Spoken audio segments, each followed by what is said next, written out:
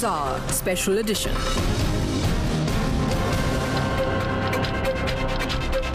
Welcome back. This is the Newshour Special Edition on a Sunday, just a day after the Kerala government told the Supreme Court that Hadia's so-called love jihad case didn't warrant an NIA probe. A sensational ISIS link seems to have emerged in another so-called alleged love jihad case from the state of Kerala. The mother of a Kerala woman named Nimisha has moved the Supreme Court, alleging that her daughter was allegedly converted against her will, forced to join the ISIS, and is currently in Khorasan. Now, Bindu Kumari, the mother of the girl, has also alleged that Kerala has become a hub for ISIS recruitment and forced conversions and ISIS propaganda, and the practice of what many call is the practice of quote-unquote love jihad. Despite the number of incidents emerging from the state continues to remain reluctant. The Pinarayi Vijayan government has said that state agencies on the case are completely competent to handle it.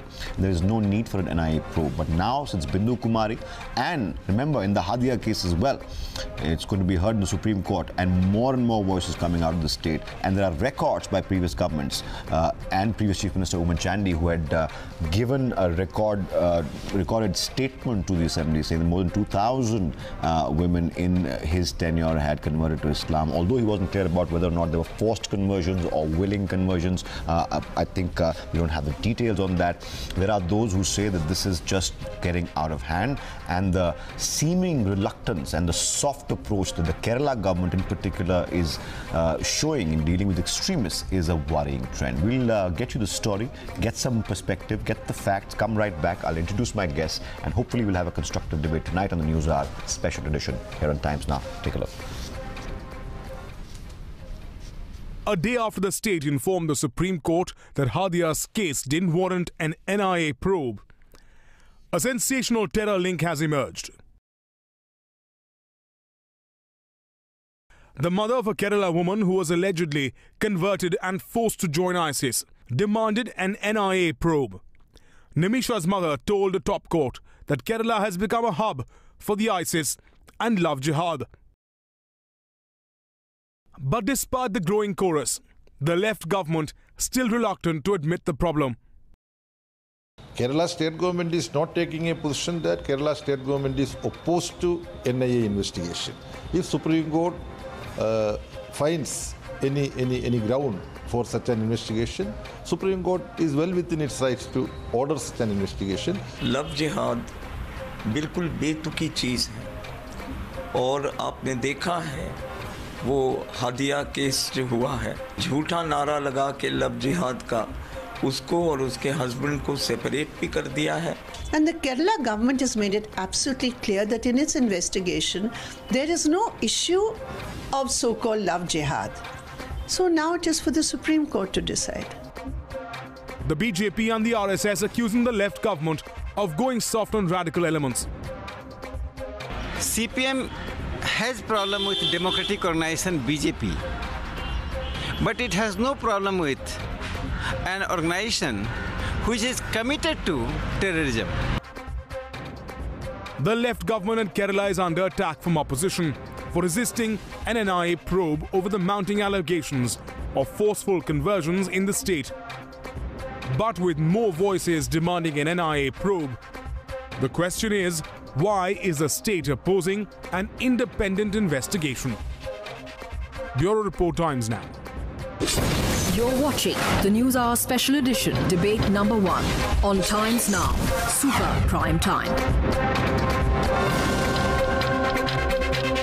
All right, joining us tonight on the News Hour is Amit Malviya, spokesperson of the Bharatiya Janata Party. We also have Sangeet Ragi. He's a thinker and is affiliated with the RSS. He's joining me in the studio tonight. Atikur Rahman, he's an Islamic scholar, joins us from Mumbai. John Dayal, human rights activist, also in the studio with me. Great to have you back, Mr. Dayal. And Dr. Dinesh Varshuni completes the panel tonight. He's the leader of the Communist Party of India. Thank you all for being with us. Let me start with John Dayal first off. You heard Brinda Karat right now. There are many who still even question the term love jihad, saying it's a trope for the alt-right to demonize a particular community, and people say this is not really a reality. There are others, however, mind you, who say this is not just a reality.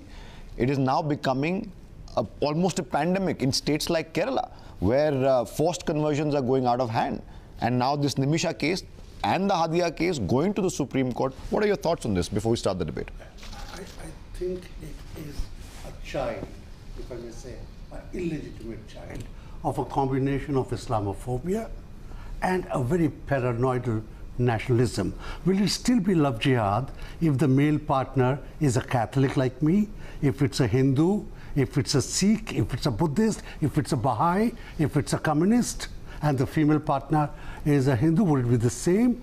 Or is it specific? But conservative thinkers, conservative politicians say that all the religions you mentioned don't have an ISIS connection. They are not linked to terror organizations. They don't recruit people to kill other people. It has been my point as a journalist who has covered wars nationally and internationally. Every religion has spots of blood on its escutcheon, on its flag, blood of its own people, blood of its enemies. Does that make the threat less real? Terrorism. There's been Buddhist terrorism, there's been Sikh terrorism, there has been, and despite the RSS denial, there have been people belonging to the majority community involved in terrorism. There have been Christian terrorists all over the world. Terrorism, linking it with a specific religion just now, gives it a dimension which is So you're clearly skeptical of the entire concept. I think a love jihad is an oxymoron. It is Sangeet Ragi, respond to that before I open up to debate. The concept itself is just a trope, nothing else. Look, it's a reality, and the issue has been being debated since 2009.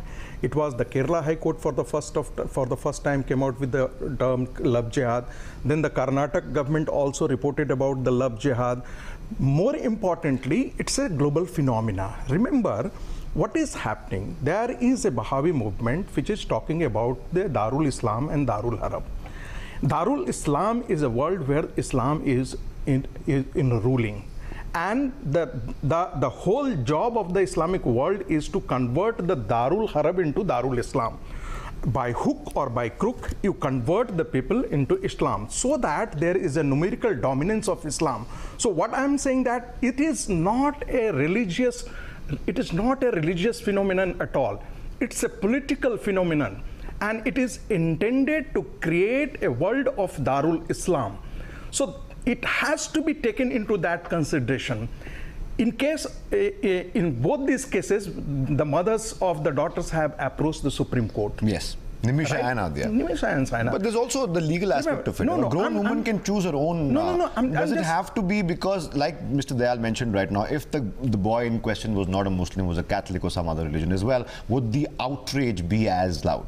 Would it be? Would it be? I'm asking the question. I'm putting the same thing, that there is a difference.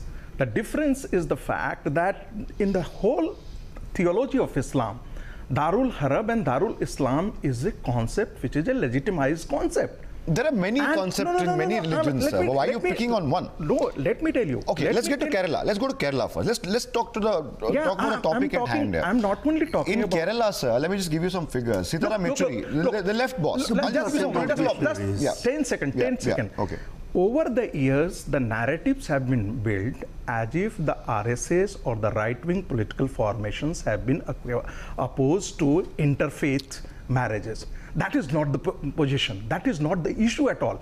It has been tried deliberately to divert the issue.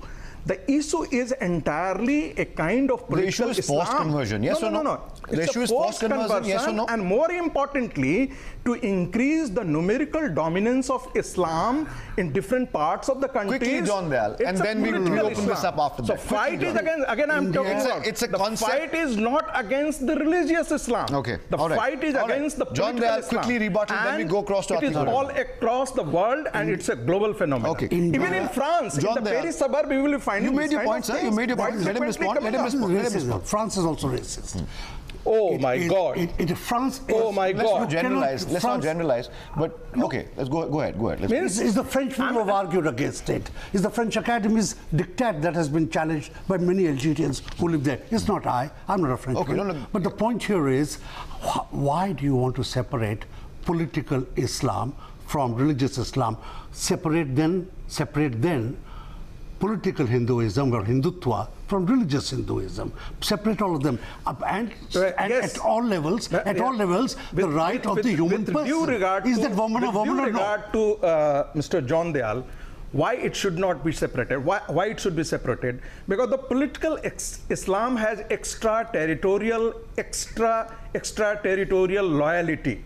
It's a pan-Islam movement. It's a part of pan-Islam movement. That is why you are finding that the Kerala Muslims are going to fight in Syria, in Afghanistan. Six women are being killed by drone. They are the people who had gone from Kerala to Afghanistan. Mr. Ragi, I'm sure you're aware that among all recruited countries, as far as the so-called ISIS is concerned, India has the lowest number. You tell me one incidence where a Hindu organization or any member of the Hindu outfit is going to United States of America or Australia and engaged in kind of a pan-Islamic. Okay, so we've gotten the perspective. I want to go back to Kerala, the case at hand right now. Dinesh Vashni. All religions are not the same. Okay, so you're saying some are worse than others. Christianity. You're saying some are more dangerous than others. Okay, very clearly you're saying that.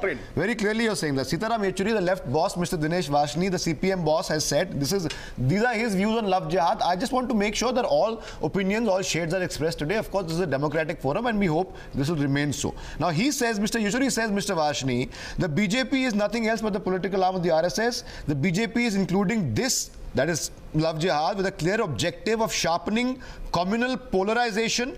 Their objective is, through sharpening this polarization, they want to consolidate their vote bank, and this is the worst form of vote bank politics. Oh, absolutely. Now, this is what the left boss says. Mr. Vashni, the RSS counters and says the threat is real, political Islam is a reality, ISIS links or the leads that have emerged make it a national security issue, and when it becomes a national security issue, I think we should rise beyond communities and communal harmony, and it becomes a question of the country and the security of the country. So that is why this threat cannot be ignored. The left rules Kerala. Kerala is becoming a hub of ISIS recruitment and forced conversions. This is the direct charge, sir, not just by Mr. Ragi, but the BJP.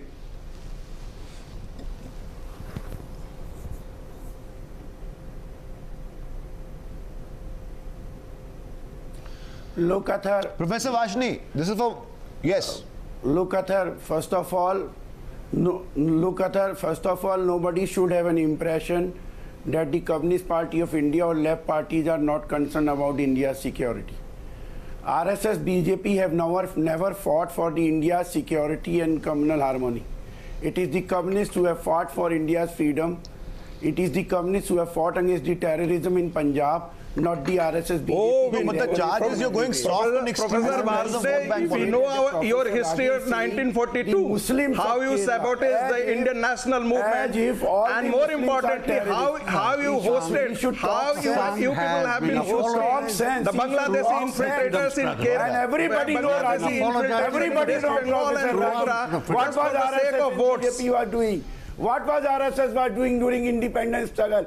Are you talking of pan-Islamic movement? Who created ISIS? It is the USA, it is Israel, it is the Saudi Arabia, my God. the connivance of all three. Sell their arms. I can understand, Mr. Vosne, you have a problem with the American capitalism, but you don't have a problem with the Chinese capitalism. You don't have a problem with the Russian capitalism. You didn't have the problem with the Russian capitalism few decades back. For that, so did you ever speak for anyone? Don't go back into his. Don't go back into history. You have created the political Islam. You have patronized and nurtured the political Islam, and you are multiplying the threats to this nation. Because you are facing a biggest challenge against the communalism of the BJP RSS.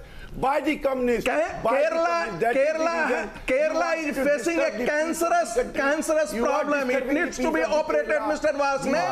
You are creating. Okay, one second. Let's not trade barbs. Mr. Ragi, one second. Let's not play into a political shouting match here, please. No, Mr. Ragi, remember what you said before the show. No shouting matches here. 1 second. Mr. Vashni, simple question. Hold on. Professor Vashni, Athar this side.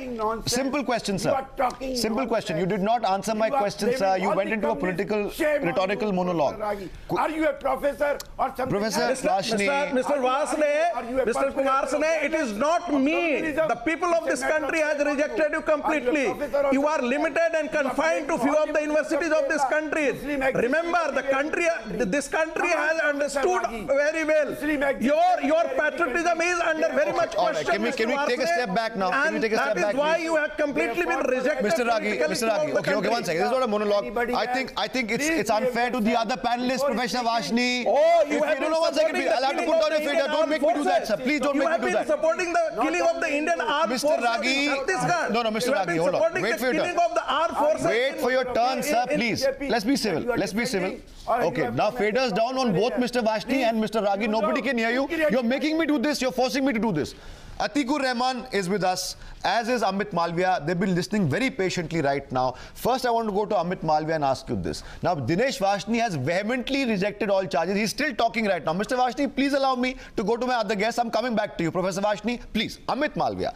Now, the left says, please don't teach us about national security. Don't teach us about nationalism, because we don't want lectures from either the BJP or the RSS. If there is a problem of forced conversion, and I say if because the Pinarayi Vijayan government has said that there is no love jihad angle, they've also said state agencies are perfectly capable, there is no need for an NIA probe in either Nimisha or Hadia case.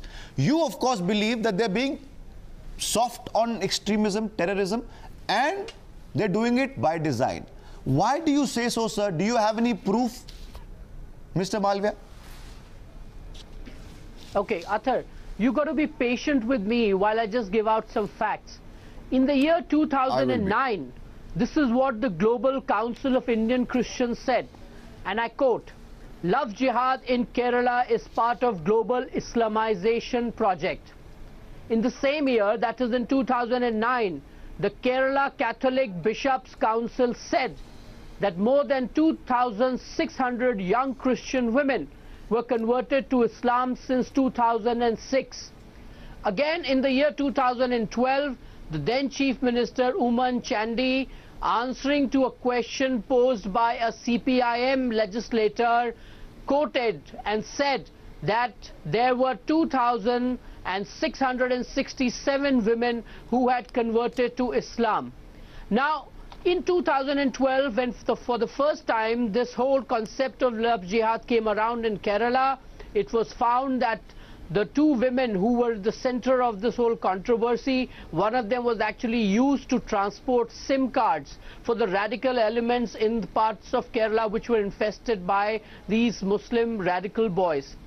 Recently, when this whole issue came up, and I'm not talking about a very old episode, in April sometime, a 29-year-old woman by the name Aparna Vijayan, just 15 days before her wedding, was found at a Satya Sarani Charitable Trust, a trust that was known to convert non-Muslims to Muslims. They already have several cases, and her parents at that time approached the courts and did whatever else was necessary to ensure that they don't lose their daughter to this kind of radicalization and conversion, which were obviously meant to be used in either far-flung areas where Islamic war is being waged, or for that matter increase the number of the Muslim community numerically here in Kerala. If you allow me.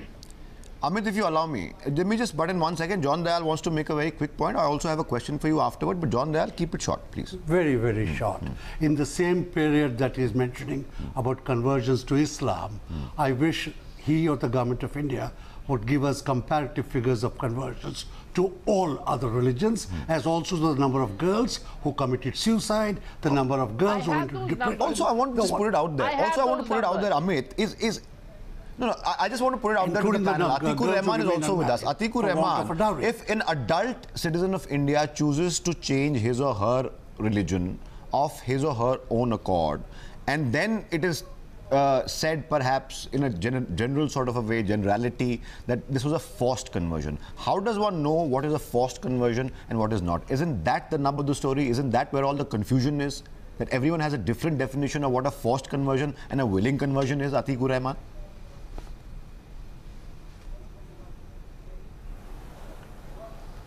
Yeah, that's the point, you know, was raised last time in the Supreme Court, and again tomorrow the Supreme Court will be delivering whatever it thinks about this subject. So far the Constitution of India is very much clear, my friend, that we have the right to consent to adult citizens. And if there is any forced conversion, then the forced conversion should be reported. And should we ask the people, is there any reporting? You can just claim that there are figures and there are this material available and everything is a hogwash. Can you submit it to the Supreme Court? There are no evidences related to either conversions or some terrorism element in this. Now the Supreme Court will be very much in a position to deliver, taking all the records in its perspective. The Sangh elements, my for friend, example, the Sangh elements, they are having an eye on the Kerala state. Atikur Rahman, let me ask you one thing. Yeah, if today Nimisha's mother wants to go to the Supreme Court, move the Supreme Court because she believes the state government and whatever affidavits they filed in the Supreme Court saying there is no love jihad angle, there is no love jihad anywhere, etc., etc. She doesn't believe them. She believes there should be a so-called independence probe, and the chorus is now getting louder for an NIA probe. Let me just quote to you before I go back to you, Amit Malviya. This is what Mr. Uwaisi had said when this issue had first come up. I think last year, or in fact this year, in August. He had said, if someone, and I quote him now, Amit, I wanted to respond to this particular quote. He had said on August 16th, 2017, this year, he said, if someone chooses to change their religion, will they become a threat to national security? Why is the NIA, the premier investigation agency in the country, probing this? Why should it be made a national security issue? If someone wants to convert as per the constitution, how is it love jihad? Unquote. Respond to it. I'll come to you also, but first Amit Malviya will respond. Athar, before I respond to you, let me give you the numbers for the people who converted to other religions, namely Hinduism and Christianity. For the same period, only 79 people converted to Hinduism and only 2 to Christianity. So let's not blinker ourselves and believe that nothing is happening in Kerala which needs to be attended to. Point number 2. Point number 2. Let him finish his point. Please, Mr. Ragi, don't interrupt, please. Let him finish his point. Point number 2. As you rightly said, that does conversion necessarily mean that it's a threat to the national security? The answer is no. But when you have a trend and you have evidences which clearly point out to these conversions being done specifically for the purpose of Islamic Jihad, then we need to have an agency like an NIA come in. Let me just quote to you here that in the recent past, your own channel has shown that there is a rate card for converting Hindu women to Islam. It was on your channel. A similar, another English channel did a story where they pointed out that there are stretches in Kerala where people are being converted to be taken to Syria to work as jihadis because they need women there to do stuff that the men cannot do. And of course, for various other things, as we all know. The fact of the matter is that if there is no love jihad, as some people on your panel are saying, let there be an investigation. Hold on, let him finish. Okay, rebuttal from Atikur Rahman, then I come to you, Mr. Dayal, then I come to you also. Go ahead, please. Atik. Well, then, you know, should the NIA then probe every such marriage? You know, in the Supreme Court, the point came out that 2 prominent BJP leaders, they have, you know, married intercaste. Is the NIA again wanted to probe that too? Now, this is, you know, completely unacceptable as per the Indian Constitution. Is the NIA does not have any other job to go by the conversion element and probe the intermarriages in India? Okay, point taken. John Dayal, then Mr. Ragi. Point taken. Point taken. 1 second. John Dayal first, then Mr. Ragi. I have often wondered, there are millions of Indians working in the Gulf, in close proximity to the IS. Getting first-hand data from the IS, getting first-hand hogwashing, as you would call it, from the IS. There are so many of them here. Why is the IS not recruiting from, let us say, the Muslims and the Hindus and the Christians who are settled. But intelligence reports indicate otherwise. There is recruitment. It's low, but there is some recruitment somewhere. We see cases almost every week. They should focus on it. But this whole business that you're converting people to recruit them, you could very well buy them, you know. Indian spies have been caught and they're not Muslims. So there have been cases where they try to recruit some non-Muslims as well. Absolutely. In fact, our channel reported it as well. But what's your point here? I'm saying Mr. Malviya has a valid point here. My point is... He says there's a pattern. No, I got the reverse pattern. Okay. The phrase love jihad and its use comes together with the beef ban, the lynchings, the goshalas, what's happening in Gurugram. It's an image, it's an environment being created. It's an ecosystem. It is an ecosystem that has been created. Okay, Mr. Ragi respond. Amit, I'll come to you, Mr. Ragi respond. First, Mr. Ragi. Look, the way I in the beginning said that the narrative is built like this. Mr. Atikur Rahman said that intercaste marriages, now they would be saying the interfaith marriages. It's not a question of interfaith marriages, Mr. Atikur Rahman. The Supreme Court posed this question to NIA, that what is your take on the issue? What NIA had to say? 3 points. Marriage is not an isolated incident. Second point, it has detected a pattern in Kerala. Third, the same people were behind the conversion in all the cases or in most of the cases. And the Popular Front of Kerala, which has been supporting the PFI, which has been also supporting tactical lending support, tactical support to the Kerala government. But that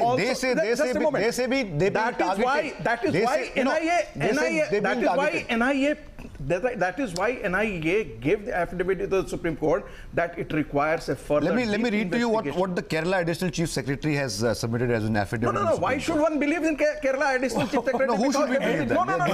They are at the mercy of the political dispensation. Let me tell you, they are at the mercy. Why don't want to believe this? Why should not? Because the you have authorized elected one at a time. Mr. Atikur Rahman, because you have been, because the ISI elements have been patronized by the Kerala government. That's a big statement, sir. That's a big statement. Can you back that statement up? Can you back that statement up, Mr. Ragi? You are bringing a very serious challenge. Hold on. One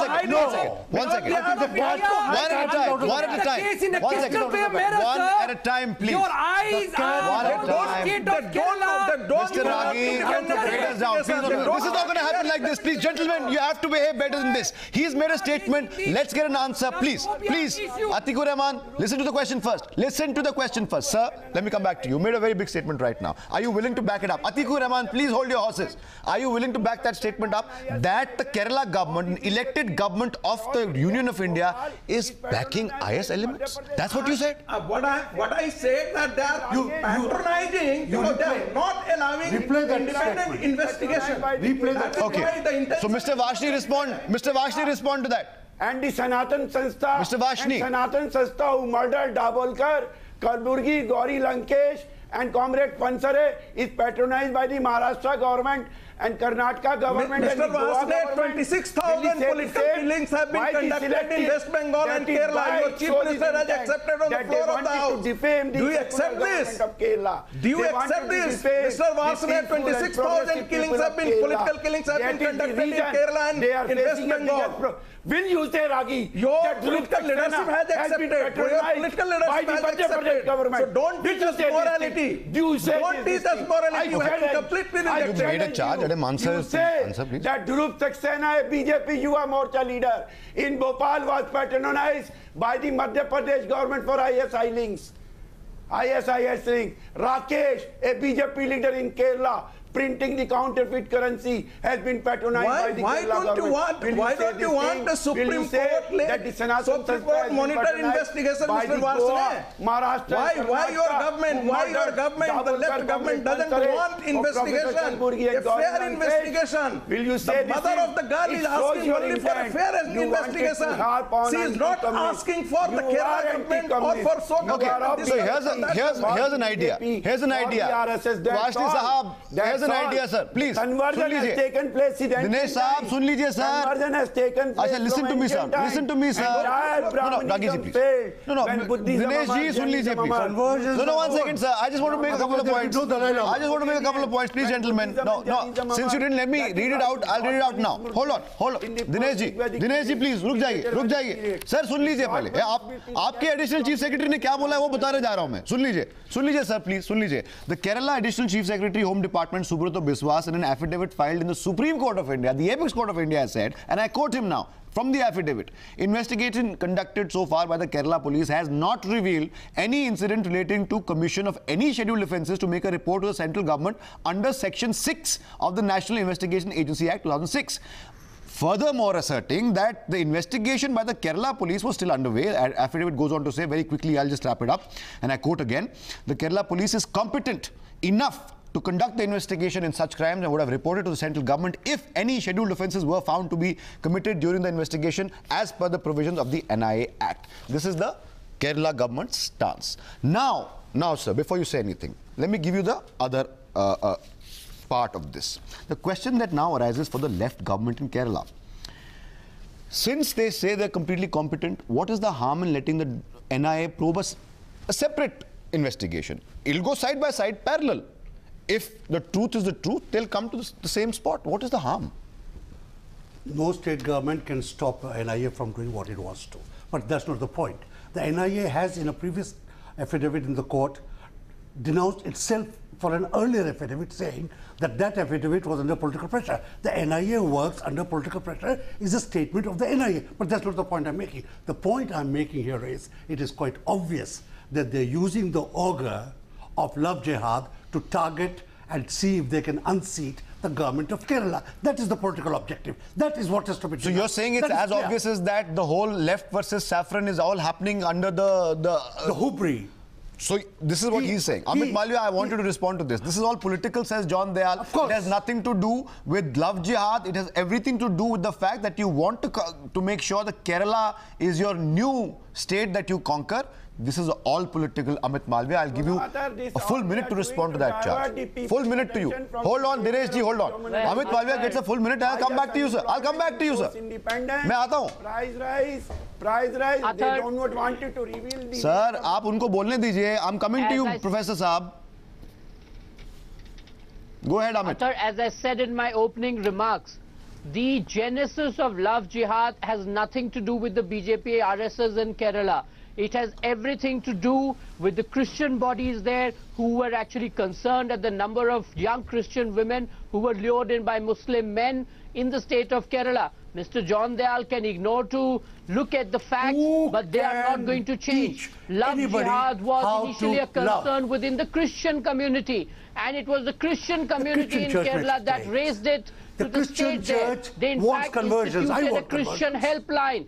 Something called it is the command of the Catholics BC Vigilance Commission. So what basically Amit is saying that the Love Jihad is not even a sung concept, it's a Christian concept. It is a phrase that was evolved in a certain historical context. It's a wrong, it's a mistake. To these Islamic it has radicals. Come to haunt the Mr. thing. John Dayal may have different political glasses on, but the reality is that in Kerala, Love Jihad is a serious problem, and it afflicts the Christian community. Love Jihad was never a problem. So he must stop seeing everything through the prism of saffron, and life would be good for him. All right, life would be good for Ragi, me if then India Mr. is Vashni. Secular. Okay, if India is secular, life is good for me. Mr. Ragi, then Mr. Vashni. Look, Love Jihad is not India-driven phenomena only. It is also in France. European countries are also facing such kind of problems, and there have stories which has come up in their presses that the Muslim organizations are involved in converting the Christian women in the Europe so that their numerical strength of Islam increases there, because the numerical strength also increases the political strength of Islam. But sir, in the I'm sure you're aware. Let me. Just a nugget of facts, sir. I'm sure you're aware. Before the concept of Love Jihad came up in India, many people believe that Islam was already the largest growing religion in the world. I'm saying. Would you have said that Love Jihad is what I'm saying that the term was coined in India, but the phenomena is something which is global. Okay. And that threat is real, you're saying, because of ISIS now and the proximity of the state of Kerala to the Gulf? Remember, it is the government agencies which are talking about it. Hold on. Remember, it is the government agencies which are talking about it, that the ISI links have. Agencies work under there are the organizations. Look, you don't believe, Mr. John Dayal, you have a problem that you won't be believing or trusting the BJP government. It's your problem. Because you have your own political glass and you cannot accept the BJP. You have a political narrative of your own which you want to pursue at any cost. I want to go to so you won't be accepting that. I feel he hasn't got as much time as the others. I'll let you finish your point, Atikur Rahman, and after you finish your point, I'll start getting closing arguments. I have about 5 minutes left. Go ahead, Atiq. You said GDP has not gone Atikur Rahman first. Dinesh Varshney, I'm coming to you after, please. It has not increased. Well, you how many times, Professor Varshney, will recycle your argument? Let's not make it a shouting match. Argued the same point. Then coming back to Kerala, you know, they are just trying to expand so that they can have some sort of proving their point as far as India is concerned. Now tell me, are they not adult citizens who are converting? And what is the level of their education? What is the social, social level of these people who are converting? Why are you denying this fact? The fact is, the adult citizens of India, if they are converting, you want to put an end to this.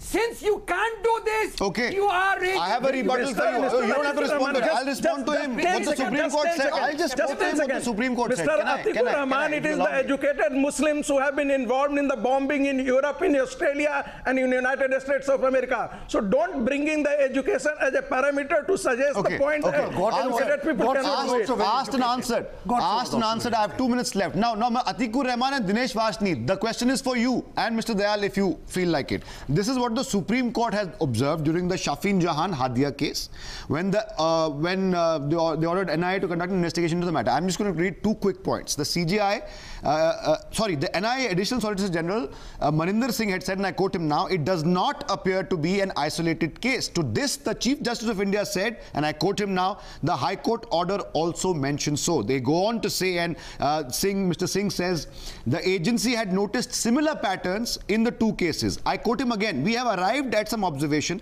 The lady who takes custody gets them married. Some of the entities also appear to be common. The girls leave their home because of differences with parents and somebody volunteers to give them shelter. This requires investigation." This is omitted dicta. No. It is not part of the order. Okay, I'm not saying it's part of the order. It's an observation, sir. It's an observation. It's not part of the order. I never said it was part of the order. I never said it was part of the order. It doesn't mean anything.